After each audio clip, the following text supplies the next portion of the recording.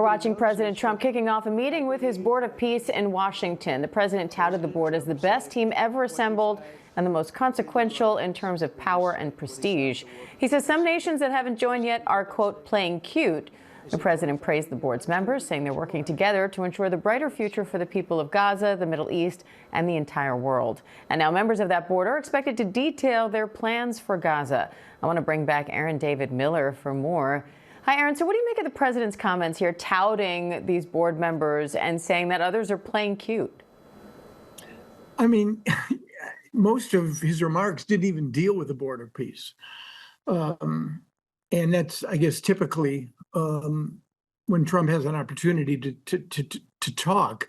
Again, I think that what's going to be important here is whether or not on one of the least controversial issues, that is to say fundraising, you actually do see a real sense of commitment on the part of those in attendance to actually contribute. And then whether or not you're going to end up with any serious discussion, I doubt at the leader level. That's work for envoys, secretaries of state, to see whether or not any progress can be made on the issue of conceptualizing an international stabilization force. What is it supposed to do? Is it peace enforcement? Is it peacekeeping? Is it training Palestinian police?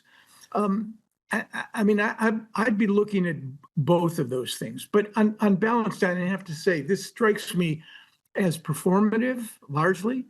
I think it's important to the president. It's a camera-ready opportunity to demonstrate that he does do multilateral diplomacy, and that, in fact, he is making progress on something that he committed himself to, which is the creation of this Board of Peace. I will say on the Institute of Peace, they hollowed that institution out. That institution was doing extraordinary work all over the world. I voted for Republicans and Democrats. I worked for Republicans and Democrats.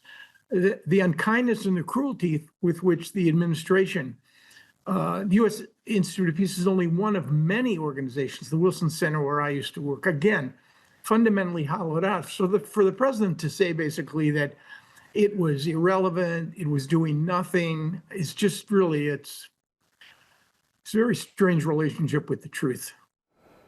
And I want to bring in our senior White House correspondent, Selena Wang, too, because, Selena, so far the White House hasn't given many details on the plans for Gaza. So what are you listening for and watching for today on that front? Yeah, I mean, there's still huge questions around that. I mean, the president's remarks, we were expecting to be focused largely on the plans for Gaza, this international stabilization force. But thus far, a lot of the president's remarks have been focused on touting his perceived peacemaking abilities. He has been praising the wealth of the various leaders who are in the audience. But the president has said that $5 billion has been committed by Board of Peace members and that some of them are contributing thousands to this international stabilization force. It's unclear exactly what countries are involved, and that money is just a fraction of what's expected to be needed to rebuild Gaza. The UN and the EU estimate that reconstruction will cost $70 billion. And in terms of who's actually on this Board of Peace, we're told that more than 24 countries have accepted the president's invitation to be a part of this membership. It includes Middle Eastern powers, but none of America's typical European allies. They are deeply skeptical of this and concerned that the president is trying to supersede the UN. All right, Selena Wang, David Muir, thank you.